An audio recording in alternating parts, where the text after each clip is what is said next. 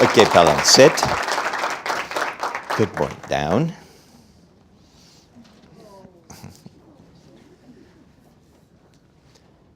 You're going to be blind in 2 weeks, is what the doctor told me as I lay alone on the gurney in the emergency room. The clarity of those words are my everyday reality every morning when I wake up since 2011. The diagnosis, NAION, or non-arteritic anterior ischemic optic neuropathy. No, don't go to WebMD right now, okay? There'll be time for it later. But I promise you that A, it is not contagious, and B, the chances of you getting it are truly millions to one.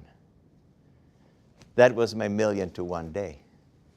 And I should have bought a lottery ticket. What I'm left with is a perception of light and shapes. So I will ask you, please, applaud and laugh at the right places so that I know that you're still here and I'm not alone in this room, okay? So as you can imagine, this was the most difficult day of my life. And my thought was, wow, how am I going to deal with this situation? But my challenge to you is, face change when it comes at you. Now, as I lay there on the gurney, all by myself, as you can imagine, I was getting sucked into the darkness of anger, despair, and self-pity. How are you handling the changes that are happening in your life? So let me ask you, is there a change that is happening in your life right now? Maybe it started last year. Maybe you see it coming straight at you. So if we spend the next minutes together, think about that change. Hello, I'm André van Hall. I'm the author of the book, It Didn't Kill the Cat, How Curiosity Ignites the Power of Change. I'm a native of Buenos Aires, Argentina, and I'm a 40-year veteran of the most inhospitable business in the world, namely the hospitality industry. I worked in 3 continents and 12 cities. I'm fluent in 5 languages and an analphabet in most of them. As you can see, I've had a lot of change in my life. But you know what? As I lay on that gurney, wallowing in self-pity and going down into the darkness, I had a choice, right? I can curse the darkness or I can light a candle. How are you handling the change that is happening in your life? Do you prefer to wallow in self-pity and curse the darkness? Or do you have the courage to stand up and light a candle? And you see, as I was there, feeling oh so sorry for myself, all of a sudden, I laughed out loud. And the nurse comes running over and says, "What's the matter? Anything wrong?" I go, "Oh, no, I just thought of a bad joke." And she says, "Well, it's late in my shift. I need to laugh, so out with a joke." I said, "Okay, you asked for it." I said, this teacher walked into the classroom and said, "Students, what body part grows 10 times when stimulated?" And the little Susie jumps up and says, "I can't believe you're asking that of us. I'm 5th grade after all." The teacher says, "Susie, sit down." Says, "Tommy, you got your hand up. What is the answer?" He says, "Well, it is the pupil in the eye when stimulated by drugs." "Excellent, Tommy," she said. "Susie, stand up. I'm going to tell you 3 things. Number 1, you obviously didn't do your homework. Number 2, you got a very dirty little mind. And number 3, when you're all grown up, you're going to be very disappointed."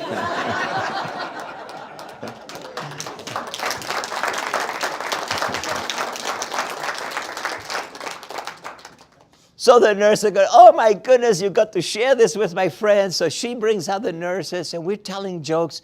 And guess what? There, for just the briefest of moments, the darkness had dissipated. No, I wasn't seeing any better. As a matter of fact, my eyesight was deteriorating by the moment. But what changed was my outlook. I chose to laugh at the situation. Can you laugh at the change that is happening in your life? Do you realize that humor is part of the healing? How would you choose to face change differently? Because you see, one of the biggest shames in life is to have your eyesight but not see the blind spots that are holding you back now. You see, the original blind spot is the one that is in our eye where the optic nerve goes into the retina and we have no light perception there. Yet our brain fools us into believing that we see everything, right? But in our cars, we've done everything that we can. We got a rear view mirror, we got side mirrors, we got sensors, we got cameras. And yes, we crane our necks sometimes, right? Well, you don't want me driving, so. But we do everything that we can to fill in that blind spot. Yet, in our lives, so many times we tend to ignore them. So understand that curiosity is the tool to eliminate your blind spots. So my challenge to you today is to please allow your curiosity to take over and to bring you into the light so that you can eliminate your blind spots. And you know how when there is a total darkness and a bolt of lightning comes in and you see every single detail and it gets impregnated into your eye, well, that is how I drank the world in through my eyes for the next 2 weeks because I wanted to remember what seeing is like. Now, as an avid cyclist, I never climbed a mountain, I attacked the mountain, right? Now, some grannies did pass me, but they had a different attack formula than I did, right? But how are you facing your problem? Are you just waiting for it to come at you? Are you waiting for the change to handle you? Or are you attacking it with everything that you have got? How would you see the world differently if you became more curious? You see, when I was growing up in Argentina, I was in an all-boy British boarding school. Getting the picture? Our sports were soccer and rugby. I sucked at both. I was a full head shorter than the next tallest guy. So my position in rugby was hooker. Look it up later. I won't tell you about it. So because of my size and because of my lack of athleticism, I was relentlessly and brutally hazed and bullied. And I hated being in that school so much that one day, with tears in my eyes, I went to see my father. He says, "Dad, please change my school." He had me sit down. He said, "You know what? I can change your school. But all the baggage that makes you who you are is going to go with you to the other school. And the same reasons for which they pick on you, they're going to pick on you in the other school too. The one that needs to change is you." I hated him at that moment. And my regret is that I never got to thank him for the great advice. Because you see, are you the kind of person that stands in the middle of the field thinking you're going to hold back the entire defensive team? Or are you curious and humble enough to understand that you can't do it alone and that you need the help of other people? And that sometimes the one that needs to change is you. But speaking of humility, my friend Tim called me up and he says, Andre, now that you're blind and you're an avid cyclist, why don't you and I do the 100-mile Elephant Rock bike ride on a tandem? Well, humility in my book is the ability to accept help. And man, I was not a humble man when I went blind. So my answer to Tim, no way! You think I want to be in the back of the bike looking at your butt all day long? And he says, why you worry? You won't even see it. He did have a point. But you know what? My stubbornness kept coming out. And I'm going like, you know what? I'm in charge kind of guy. I want to be at the front of the bike. I want to do the gears. I want to do the brakes. And yes, I want to do the bell too. And I realized I can be proud on the couch, or I can become a little bit more humble and get on the back of the tandem. Are you willing to be humble and take the back seat? So I bought the tandem. I called Tim and I said, come on, let's go. And he said, wait a minute. I see you got a lot of gears. You got disc brakes, okay? How are we going to communicate? Oh, come on, Tim. We're going to figure it out. Let's get riding already. Well, Tim is a very deliberate manager. I am more intuitive. So if I try to bring my management style to the man that is riding in front, is he coming back for a second ride with me? No, right? He's not coming back. So when you take the back seat in life, do you feel you still have to be in charge? Or are you willing to understand that it's time to cede power, to let somebody else be in charge for a moment? So Tim and I got on the bike path. And I'm going, Tim, you're in the wrong gear. You're killing me. And he goes, what do you mean the wrong gear? This is the perfect gear. You see, Tim is a great athlete. He did 23 Boston marathons. Do you feel sometimes that when you are in charge, you need to show off to your team what your great capabilities are? Or are you willing to communicate? Because if Tim keeps that pace, guess what?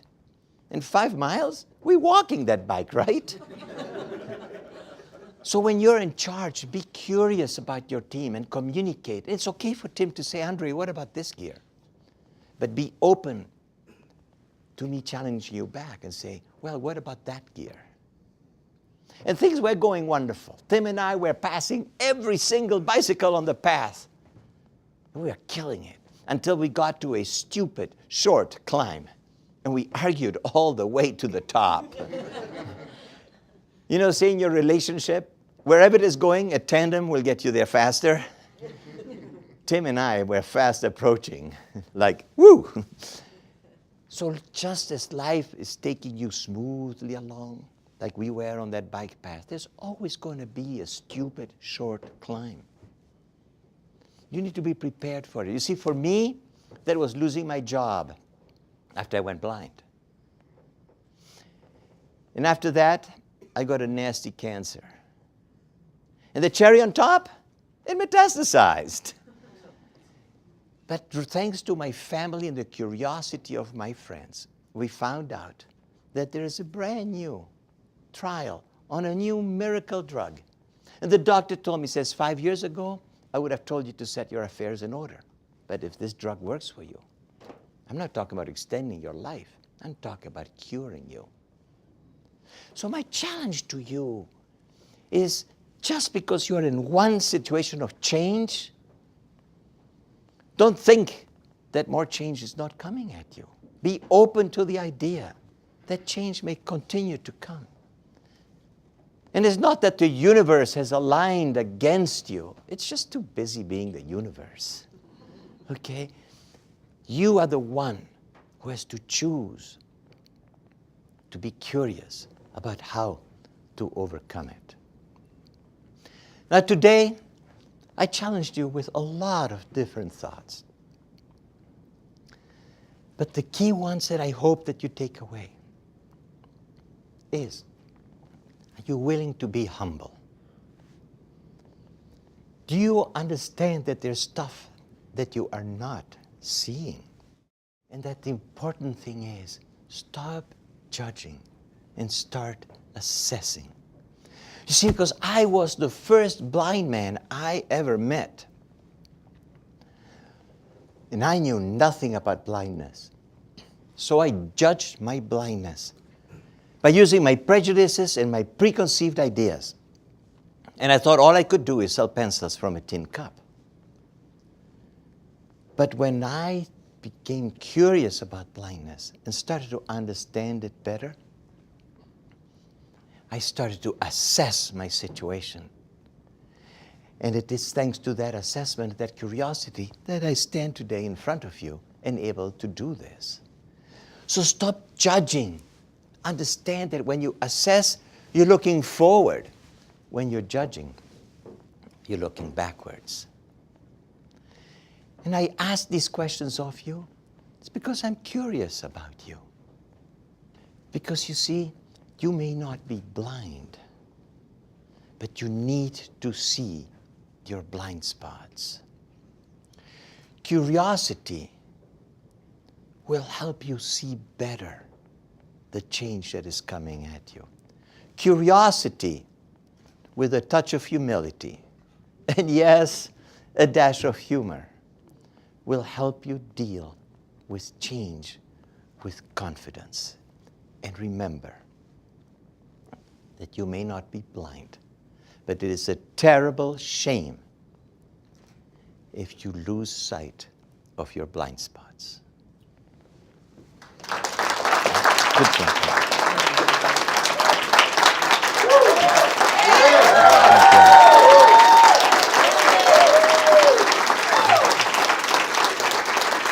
Thank you.